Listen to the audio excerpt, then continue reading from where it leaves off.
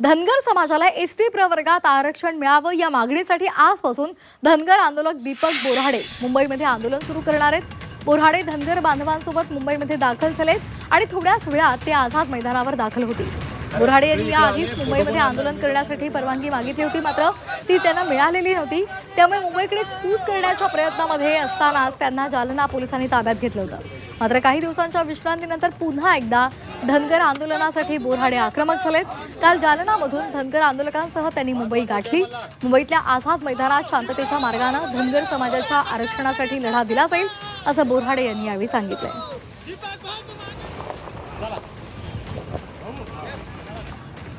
बाबासाहेबांनी जे अमृतरूपी आरक्षण धनगरांना दिलंय, पण इथल्या व्यवस्थेनं ते कैद करून ठेवलं।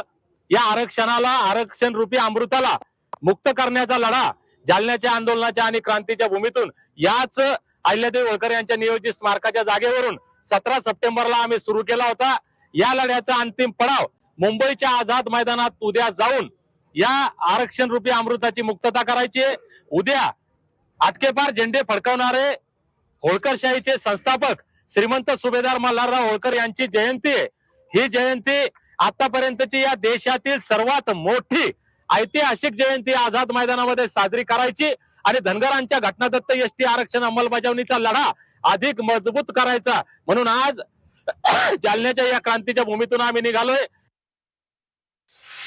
देशाचे पंतप्रधान सन्माननीय नरेंद्र मोदी साहेब यांनी सुद्धा सोलापूरला लाखो धनगर बांधवांना सांगितलं होतं, आम्ही आलो की सत्तेत तुमचं आरक्षण सोडवतो। या राज्याचे मुख्यमंत्री देवाभाऊ देवेंद्र फडणवीस यांनी सुद्धा बारामतीच्या भूमीमध्ये लाखो लोकांसमोर सांगितलं होतं, पहिल्या कॅबिनेटमध्ये आरक्षण देऊ। आज ती वेळ आलेली आहे। सरकारला आमची सांगणं आहे, काल सुद्धा परवा आमची मुख्यमंत्री महोदयांसोबत सविस्तर बैठक झाली, सविस्तर चर्चा झाली। तिथं सुद्धा आम्ही सांगितलं की फडणवीस साहेब, आता आपल्याला हे आरक्षणाची अंमलबजावणी करून आमचा घटनादत्त अधिकार आम्हाला बहाल केल्याशिवाय, तुमचा शब्द पाळल्याशिवाय दुसरा पर्याय नाही।